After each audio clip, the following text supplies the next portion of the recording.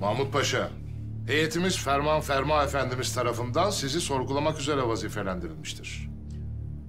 Sizin padişah hazretlerini zehirlemek için gönderilen kızı kurtarmaya teşebbüs ettiğiniz bizzat hünkârımız tarafından tespit edildi.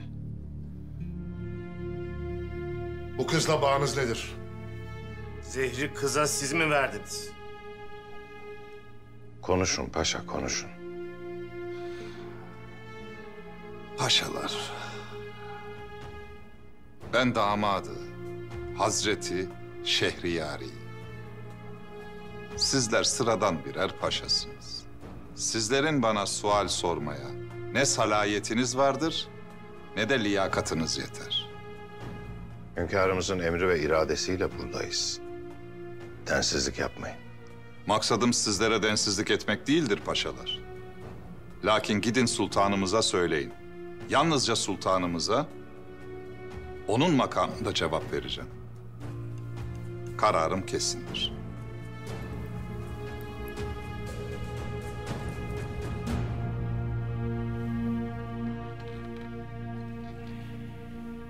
Hünkârımızın masasında hünkârımıza cevap verecekmiş. Heh!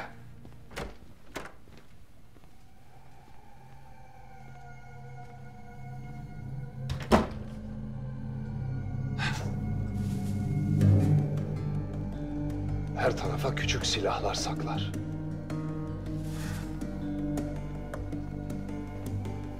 Tedbir amaçlı.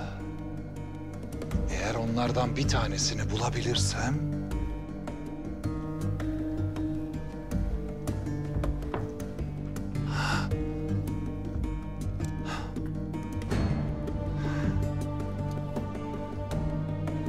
İşte buradasın.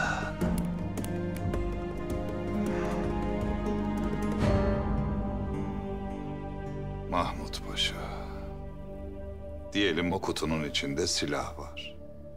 Peki sende bu silahı sıkacak yürek var mı?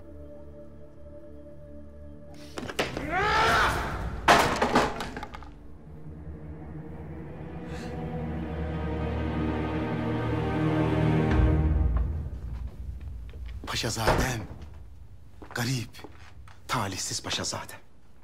Eğer bir gün ağlayacak bir omuz bulamaz iseniz, gelin Saffet Beyciğinizin omuzlarında ağlayın. Ne oluyor Saffet? Felaket oluyor şehzadem. Felaket. Saffet! Hünkârımız bu talihsiz yavrunun babası Güvey Paşa'yı tutuklamış. İhanet içinde miymiş, kellesi mi alınacakmışmış mı ne? Ben yetim büyüdüm. Yetimliğin ne olduğunu iyi bilirim. Saffet. Şehzadem, paşazadem, şehzadem, paşazadem. Gitmemiz lazım. Hayırdır Sabahattin? Birilerine mi haber vermen lazım? Kardeşim, ben senin için gitmeni istiyorum. Babam kasandaki bıçağı söyleyebilir. Anahtarı sende. Gidip bir bakalım. O bıçak kasanda kalmamalı. Böyle bir durumda bile beni düşünüyorsun Sabahattin. Sen kardeşten de ötesin. Gidelim. Ağrısı olduğunda bir bardağa 2 damla. Rahatlayacaktır. Size minnettarız. Daima emrinizdeyim.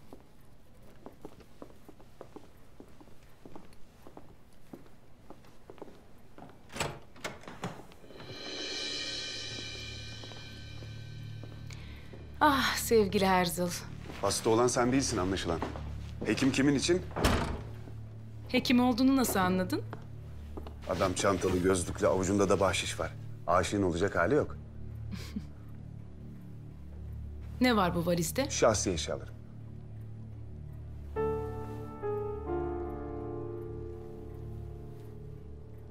Burada tanımaktan mutluluk duyacağım biri var. Gel Herzl. Theodor Herzl mı? Samir, kalkmaman gerekiyor. İyiyim Sara. İşte Herzl. Geleceği parlak bir muharrir.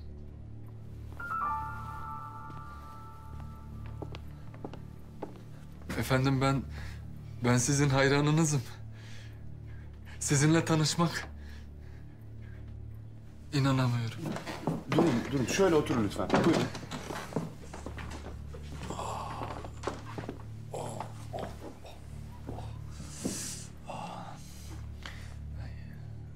Ben Samir. Memnun oldum. Fakat vaziyetinizi anlayamadım.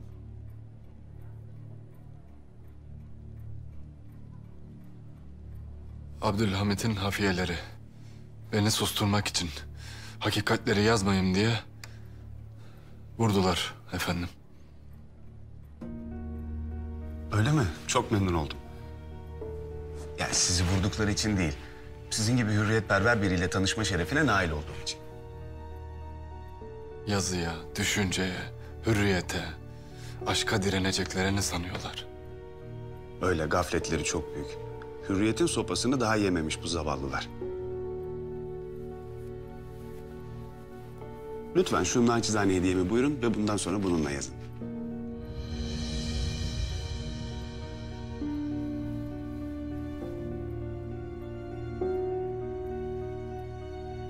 Theodor Herzl bana kalem hediye ediyor.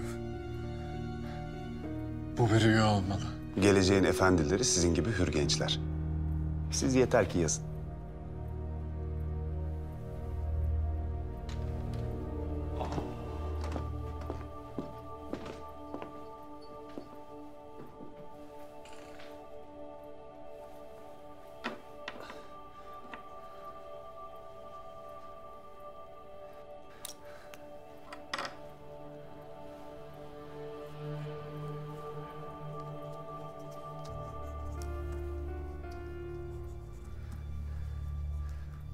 Bu kalem bütün Osmanlı askerlerinin kılıcından daha keskin.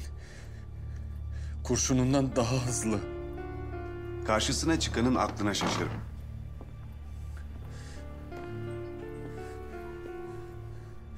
Sultan fermanındaki ölüm bizim yaşama azmimiz olacak.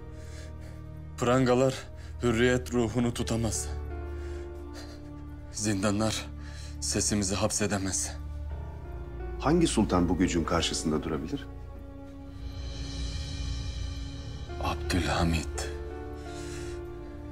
Geçmişinle yok olacak. İstikbalde unutulacaksın. Kızıl Sultan.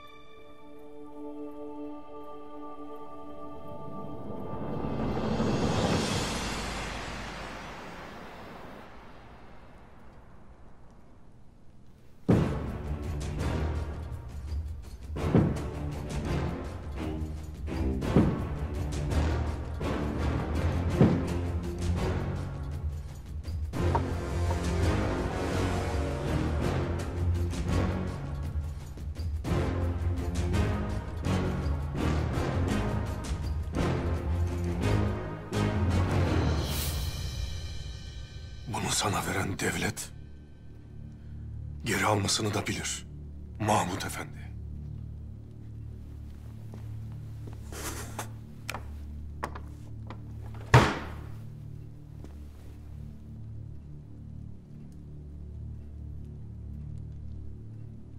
Neden ihanet ettin?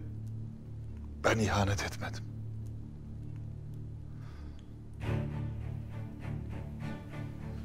Beni zehirlemeye çalışan kızı kaçırmaya teşebbüs ettin. Neden? Çünkü onu sen gönderdin.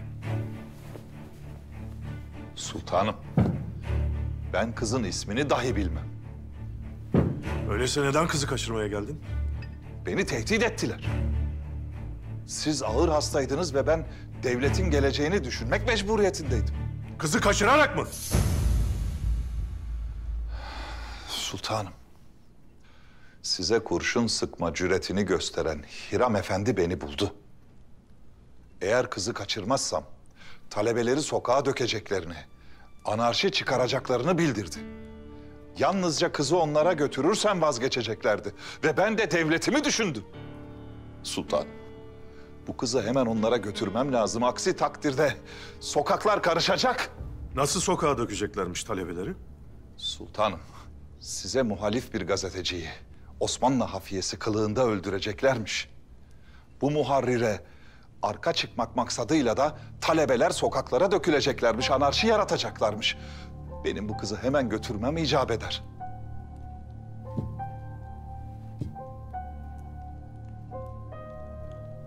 Olmaz.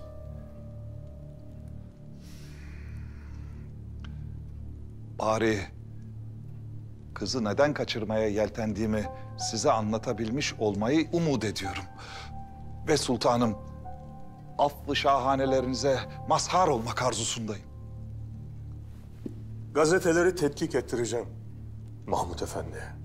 Sağ olunuz. Böyle bir vurulma vakası varsa... o zaman üzerinizdeki bu şüphe bulutları az da olsa dağılacak. Sağ olunuz. Allah razı olsun. Tahsin Paşa. Mahmut Efendi'yi sarayda ağırlamaya devam ederiz. Allah razı olsun. Allah razı olsun. Sultanım, bari müsaade buyursanız da paşalık vazifeme geri dönsem. Senin tek vazifen devlete sadakatti.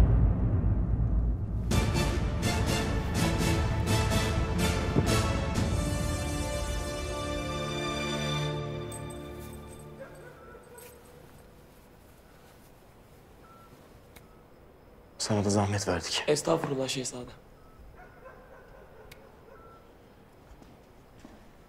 Mahmut Paşa bıçağı kasama koymaya tenezzül bile etmemiş. Artık anahtar sende. Sakın kaybetme. Kardeşim senin nasıl bir baban var böyle? Bunu bize nasıl yapar? Neden yapar? Daha ne ister? Aslında babam senden de benden de farklı değil. O daha hür bir Osmanlı istiyor. Lakin yürüdüğü yol yanlış.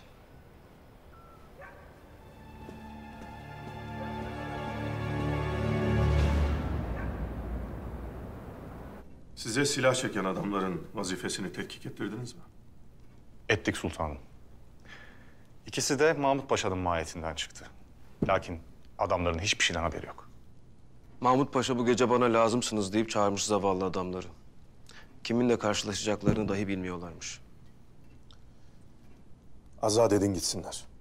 Emredersiniz. Hünkârım, Mahmut Paşa kızı niye kaçırmak istediğini söyledi mi acaba? Bazı lakırdılar etti. Tehdit edilmiş. Neyle sultanım? Eğer kızı kaçırmazsa talebeleri sokaklara dökeceklermiş. Devletim için yaptım diyor. Kendini kurtarmak için söylüyor olabilir mi? Göreceğiz paşa. Bir muharririn vurulma haberiyle talebeleri sokaklara dökeceklermiş. Sizden isteğim basılmak üzere olan gazeteleri tetkik ediniz. Böyle bir haber, vurulan bir muharrir var mı? Emredersiniz.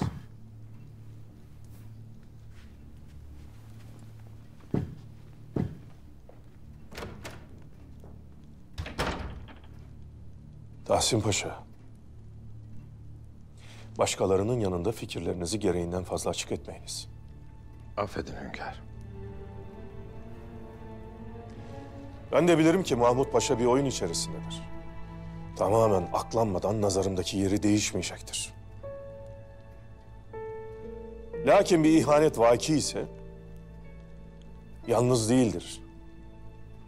Eğer o bir kuklaysa iplerini tutanı da bulacağız. İnşallah. Hünkârım, Söyle Saffet. uzun yoldan bir misafirimiz geldi.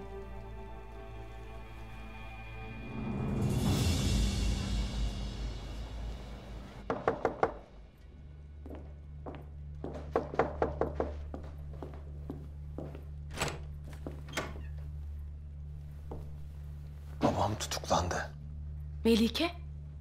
Melike ne oldu? Sana babam tutuklandı diyorum Sara. Sen hala Melike diyorsun. Zehirlenme hadisesi Abdülhamit'in tertibiymiş. Onu kurtarırken tutuklandı babam. Melike de kim? Bay Herzl. buradasınız. Sizi böyle berbat havadislerle karşılamak istemezdik. Mahmut Paşa'nın tutuklanmış olması bütün tertibimizi ortaya çıkarabilir. Endişelenmeyin Bay Herzl. Babam konuşmaz. Hem tasarrufunda bulunan yardım paraları demiryolu hisselerine yatırılmış durumda. Güzel. O zaman Mahmut Paşa'mızı zorla, paraları da güzellikle alacağız sultandan.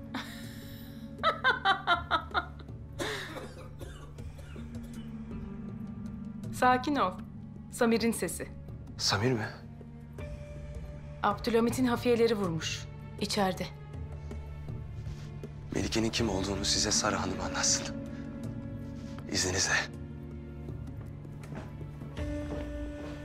Kardeşim, bu ne hal? Nasıl oldu bu? Seni hemen hastaneye götürmemiz lazım.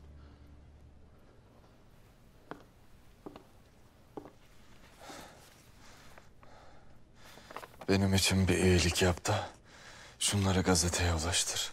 Ne bunlar? İsyana davet. Eğer senin gibi bir hürriyet aşığına bir şey olursa... o sarayı sultanla birlikte ateşe veririz. Merak etme. Ama seni bir hastaneye götürmek lazım. Yarım bıraktıkları işi tamamlasınlar diye mi?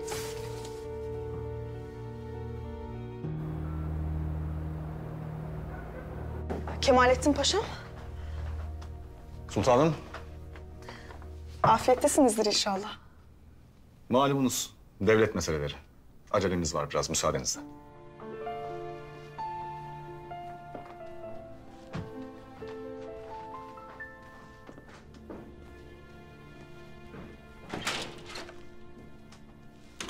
Paşam, izdivacı düşünmez misiniz? Düşünmezdim. Lakin Lakin? aramızda kalsın. Şu Hatice Sultan var ya. Sultan Murad'ın kızı. Aynen, ta kendisi. Geçenlerde bana bir mektup yazmış. Hislerinden bahseder. Yakışır paşam, yakışır. Celal'im, bari sen paşa paşa deyip durma. Ya en azından sen Harbiye'deki gibi davranmaya devam et. Zaten Peder Bey'in hürmetine verilen ünvan ziyadesiyle kanıma dokunuyor. Harbiye'yi birincilikle bitiren de babanız Şanlı Osman Paşa mıydı acaba? Sen yükselmeyecektin de kim yükselecekti? Yakışır paşama. Hadi. Bak Fehimi, şöyle balon kollar ve böyle bir şekilde teknesi var. Kızlarım. Halam, ne bu telaş? Telaş etmeyeyim de ne yapayım? Mahmut Paşa'mı tutuklamışlar. Hünkârımız hastayken böyle bir emri vermeye kim cüret eder? Ne hastası Hatice'm? Sizin haberiniz yok mu? Abdülhamit amcanız gayet iyiymiş. Her şey birer tertipmiş. Söyleyin bana. Babanıza mektup yazdınız mı? Halam, telaşa lüzum yok. Yavrum nasıl telaş etmem? Hünkârımız sapasağlam diyorum. Eğer babanıza mektup yazdığımız ortaya çıkarsa hepimiz mahvoluruz. Sakin ol halacığım. Ben mektubu yazacaktım lakin ablam vaziyeti anladı. O mektubu yırtıp attı. Naime'nin rahatlığından, keyfinden hünkârımızın sıhhatte olduğunu anladım. Çok şükür. Hatice'm. Halam, bizi taht oyunlarına müdahil etme. Lütfen.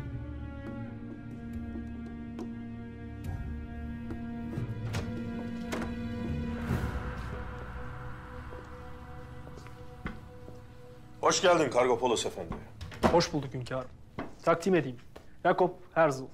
Theodor Herzl'ın babası. Size ve hafiyenize minnettarım sultanım. Eğer sizler olmasaydınız, oğlum beni yakalayıp tekrar hapse atacaktı. Oğlunuzun fotoğrafı sizden önce geldi Yakup Efendi. Mahrem bir Siyonist kongre tertip etmiş. Sağ olsun Kargopolos Efendi haber verdi. O kongrede bir bayrak çizmiş. Nil ve Fırat arasında bir Yahudi devletinin bayrağı. Sultanım, bütün kabahat benim. Anlatınız. Ben yıllar önce Tanrı'nın Yahudilere toprak vaat ettiğine inananlardandım. Oğlumu da bu fikirlerle büyüttüm. Sonra fark ettim ki peygamberini öldüren ümmetlerin zırvalarıymış. Bu hem Yahudilerin hem de Filistin civarında yaşayanların felaketi olacak. Böyle aklı selim Yahudileri görmek bizi memnun etti. Ben var olduğum sürece Filistin'de bir Yahudi devleti kurulmayacak.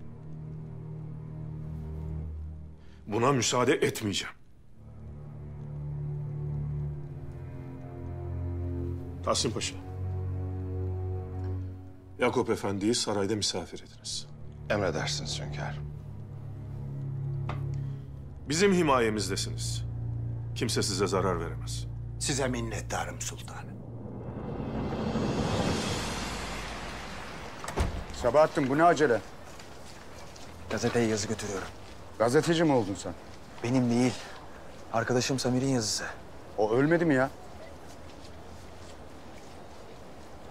Sen nereden biliyorsun vurulduğunu? Ben vurdum. Ne? Nasıl vurursun? Baban emretti, baban. Babam mı? Merak etme. Sultanın hafiyesiyim diye vurdum. Erzal içeride mi? Samir de içeride. Başka odada uyuyor. Dikkat et. Samir'e gözükme. Tamam mı?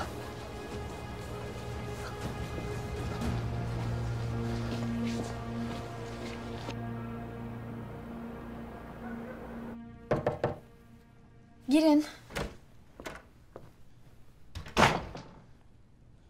Senin için öyle endişelendim ki. Babamı zehirlediğini söylüyorlar. Hafızamı kaybetmeseydim belki de zehirleyecektim. Öyle söyleme. Lütfen. Ama öyle. Hakikatlerden kaçamayız şehzadem. Sanırım ben kötü bir maziye sahibim. Hafızam geri geldiğinde o maziye dönmekten korkuyorum. Geri gelmesin zaten. Böyle kalalım. Seninle yeni hikayeler yazalım. Beraber. Karalanmış bir deftere yeni şeyler yazamayız. Ömür bitmediğine göre o defterin hala yazılacak temiz sayfaları vardır. Oraya yepyeni bir hikaye yazacağım. Yalanlarla mı?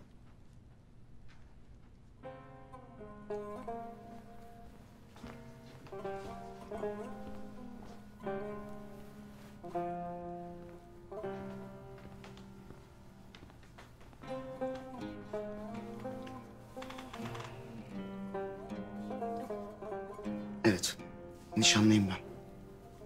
Ama zoraki bir nişan. Babam istedi. Pakize gelsin, nişanımı derhal alacağım. Neden? Çünkü ben başkasını sevdim. Sakın aklımdan geçen şeyi söylemeyin bana. Aklımdan çıkmıyorsun ki. Bütün bu belalarla uğraşırken bile aklımın daimi misafirisin. Peki. O zaman sahte umutlara sebebiyet vermemek için katı bir şekilde söyleyeyim. Lütfen benim nezaketimi yanlış anlayıp ümitlenmeyin. Siz ve ben olmaz. Asla. Aşk denilen bahiste sevgililer birbirlerine ezel bezminde merhaba demişlerdir. Ve ben size merhaba dediğimi hatırlamıyorum. Yani? Yani eğer yanlış anlaşılmaları sebebiyet verecekse ben bu sarayda durmam. Nişanlınız da size mutluluklar diler giderim. Kadınlar her zaman onları seven erkeklere umut vermeyi sürdürürler. Onlarla bir gelecek düşünmeseler dahi. Beğenilmek, hep beğenilmek isterler. Ama siz öyle değilsiniz. Ve işte bu yüzden sizi sevdim.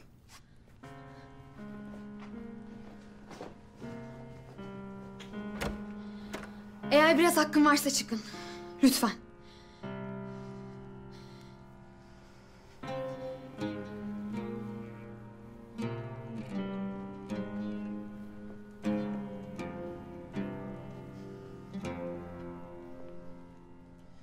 Hayat defterinde hala boş sayfalar var Asya. Ben mürekkebi ağaçtan bakiye bir kalemim. O kadar.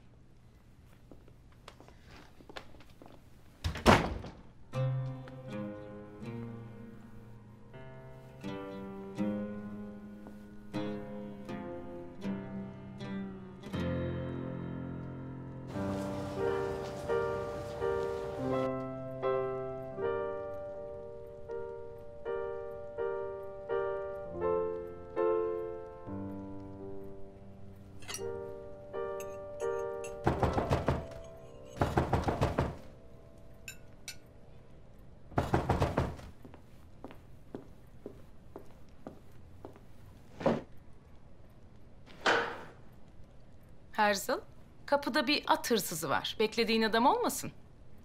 Aç kapıyı, Hiram'dır.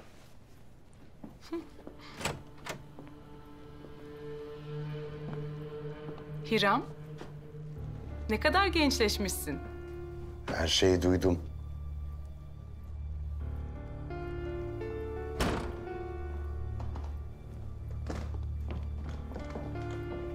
Her şeye burnunu sokma.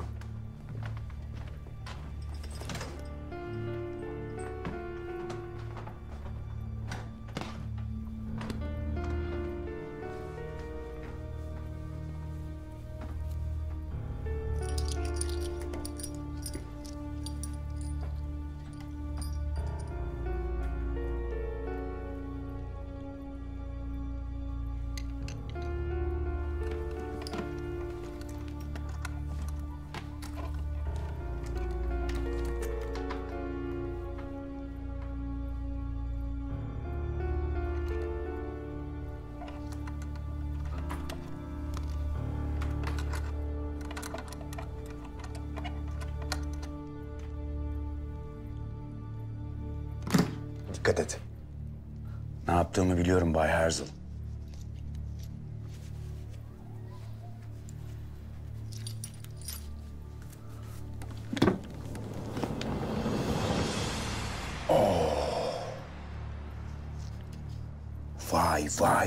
Vay. Ben bunlarla İstanbul Boğazı'nın gerdanını bile kırarım. Çok büyük ses getirmeli. Merak etmeyin. Bu patlamayı Sağır Sultan bile duyacak. Sultan Abdülhamit duysun kafi.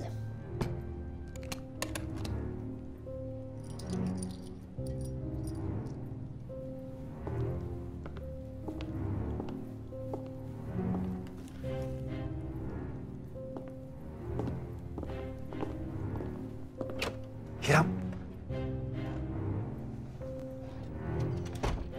Bu o gazeteci değil mi? Sen nereden tanıyorsun?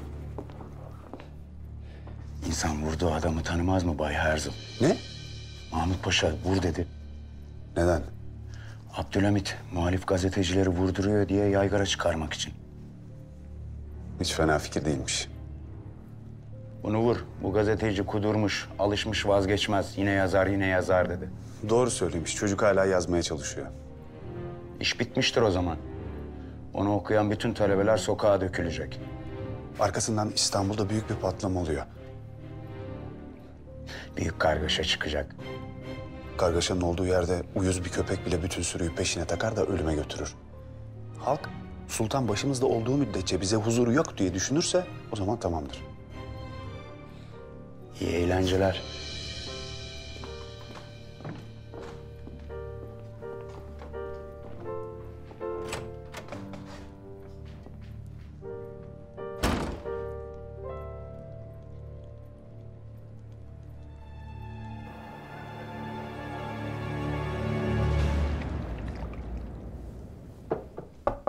Gel.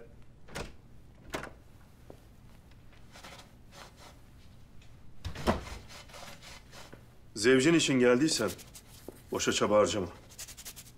Hayır hünkârım. Size zevcim için tek kelam etmeyeceğim. O halde Evvela sizin sıhhatli olmanıza hamd ederim. Bunu biliniz. eyvallah. Şunu da biliniz ki ben hanedanımızın bir evladıyım. Allah gecinden versin. Zat-ı halinize bir şey olsa dahi hanedanımızı ve devletimizi düşünürüm. Amenna. Sadede geliniz. Diyeceğim şudur. Eğer Mahmut Paşa devletine karşı bir kabahate bulunduysa onun hükmünü verecek olan sizsiniz. Lakin sizi temin ederim ki ben ve evladım bu işin haricindeyiz.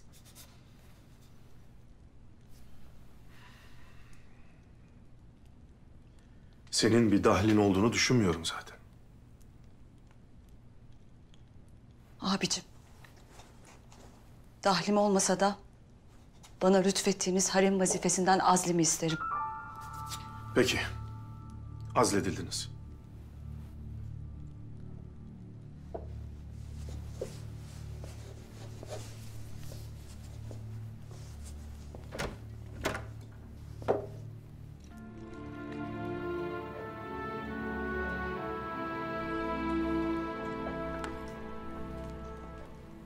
İçsene soğutmadan. Ah ulan. Çorba soğuk olsa kursağımdan geçerken ısınır. Yüreğim soğumuyor ki.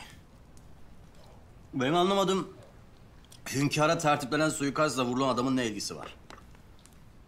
Büyük kumpas var Yusuf. Mahmut Paşa'nın kendi koluna sıkması, ardından o fotoğraftaki çocuğun vurulması. Gördüklerimizi gidip hünkârımıza anlatmalıyız. Neyse ne oğlum bize ne? Bizim işimiz değil. Neymiş o sizin işiniz olmayan şey? Yok baba bir şey. Asım Usta senin bu oğlun bir saray rüzgarına kapıldı gitti haberin olsun ha. Hünkâra suikast tertipleyenlerden biri. Ömer adamı kendine dert etti. Adam limanda karşımıza çıktı senin bu oğlun gitti peşine düştü. Sonra bugün Pere'de karşımıza çıktı. Biz işimize bakalım dedik ki Ömer gidiyor adamın peşine takılıyor. Ya oğlum sana ne bize ne? Hünkârın bir sürü askeri var Allah Allah. Askeri vardı da ne oldu? O Hiram Alçı'ya az kalsın vuracaktı hünkârı. Orada da bir sürü askeri vardı. Lakin suikaste ben mani oldum. Hünkârı kurtaran sen miydin? Ha, o yüzden mi seni davet eder sarayına? Yine de neyse ne oğlum bize ne boş ver. Bizim saray siyasetine aklımız ermez.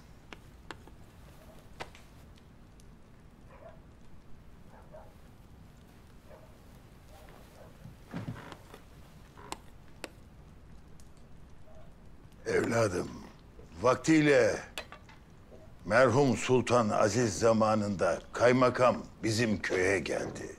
Saraya muhafız birliğine asker alınacağını söyledi. Tamam işte Asım amca sen de gitmemişsin. Gidemedim. İlkin duyunca hemen gidip adımı yazdırdım. Eve dönerken bir arkadaşım saray kapısına uşak mı olacaksın deyince dönüp adımı sildirdim. Baba sonra? Sonrası bizim köyde bir derviş Selimi vardı. Benim adımı sildirdiğimi duymuş. Sordu söyledim. Hünkâra uşak mı olacaktım dedim. Derviş Selimi şöyle bir durdu, baktı. Sizi hünkâra uşaklık yapmaya çağırmıyorlar evladım. Saraydaki Oğuz Bey'ini korumaya çağırıyorlar. Nasipsiz dedi ve gitti. Ben de peşinden yeniden askere yazılmaya gittim. Kabul etmediler. Evlat, biz Türkmeniz. Tahtın sahibi de saraydaki Oğuz Bey'idir. Asım Usta sen demez miydin ekmeğinizin peşinden gidin diye? Derdi. Lakin kader Ömer'imi Oğuz Bey'ine sıkılan kurşunun önüne atmış. Ol vakit evladıma iş diyemem. Kaderin ona emrettiği şeyden başka şey diyemem.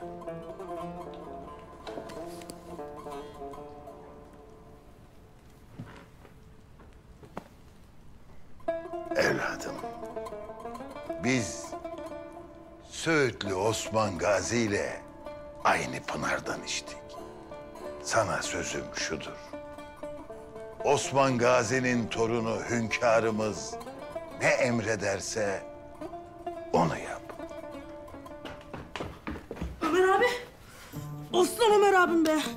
Saraya uşak olacaksın ha. Tamam lan. Tamam oğlum, tamam, bırak. Osman Ömer abim be.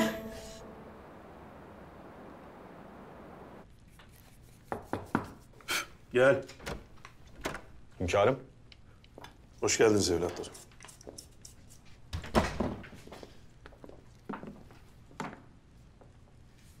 Hünkârım, gazeteyi bulduk.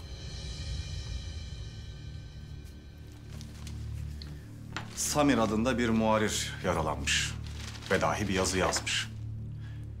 Yazısında padişahın hafiyeleri tarafından vurulduğunu söylüyor. Hep aynı tezgah. Devlet adına kurşunu sık, talebeleri sokaklara dök, nizam bozulsun. Hadiseler Mahmut Paşa'nın söylediklerini tasdik ediyor hünkârım. Lakin o Mahmut Efendi'ye öyle kolay kolay inanmayacağız. Hünkârım, bu yazı neticesinde talebeler sokağa dökülebilir. Eğer ki arzu ederseniz gazeteler dağıtılmadan toplatalım. Allah korusun, talebelerin başlattığı bir nümayiş payitahtın huzurunu kaçırabilir. Gazetelerin toplanması elzemdir. Ne buyurursunuz sultanım? İsterseniz hemen toplatalım.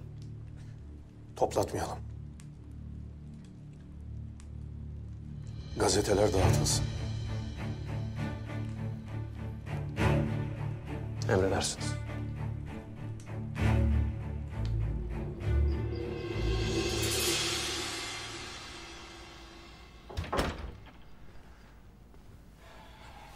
Abdülkadir. Aldın anahtarı. Aldım. Lakin bir işe yaramadı. Ne demek işe yaramadı? Bıçak? Bıçak nerede? Kasada bıçak falan yoktu annem. Mahmut Paşa hepimizle oyun oynamış. Ama artık rahatız.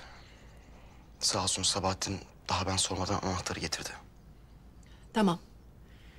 Ama sen yine de tedbiri elden bırakma. Anne artık kurtulduk. Mahmut Paşa tutuklandı. İşitmedin mi? İşittim. İşittim evladım. Ama Sabahattin'le Seniha'nın esas niyetinin ne olduğunu hala bilmiyoruz biz. Validem.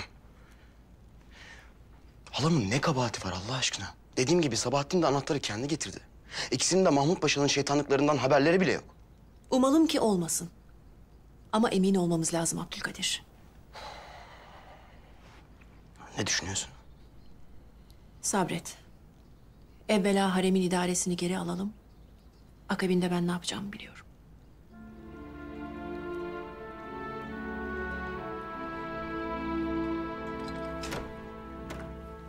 Burada beklememi söylediler de. Ama sizi de burada bulacağımdan emindim. Çalışınca sıkıntılar az da olsa hafifliyor. Sıkıntılarınızı arttırır mı, azaltır mı bilmem ama size bir haberim var. Ne oldu? Size verdiğim fotoğraftaki genç vardı ya. Onu geçen Pera'da gördüm. Kimmiş? Konuştunuz mu? Benimle ilgili bir şey söyleyebildiniz mi? Söyleyemedim. Neden? Buraya da bunu söylemek için geldim. Sizin de bilmeye hakkınız var. Neyi? Peşine düştüğüm o genç adam vuruldu. Hem de hünkâra suikast tertip eden Hiram tarafından.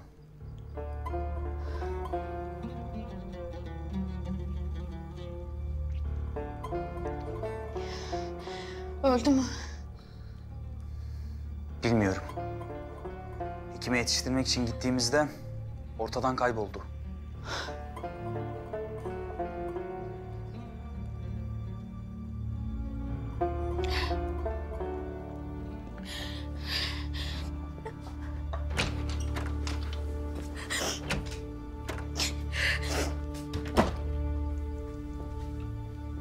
Ahsen kızımızı ağlatacak ne söylemiş olabilirsin evladım? Hünkârım, Aslen'in üzerinden düşen fotoğraftaki genci gördük. Genci takip ederken vuruldu. Ne zaman? Dün gece. Yaralanmıştı. Ben onu vuranın peşinden gittim. Geri döndüğümüzde adam gitmişti. Vuran'ı gördün mü peki? İşin garip tarafı da o hünkârım. Genci vuran Hiram'dı. Hiram. Nerede vurdu peki? Pera'da. Lebon Pastanesi'nin biraz ilerisinde. Vurulan gencin adı Samir. Muharir. Hiram Alçık'a hafiye kılığında vurmuş. Gazetede öyle yazıyor. Hiram. Ne ister ki bir muharirden? Bilmiyorum. Lakin birçok zaptiyemin yapamadığını 3'tür sen yapıyorsun evladım. Senin vazifen Hiram Alçağı'nı bulmak. Peşine düş.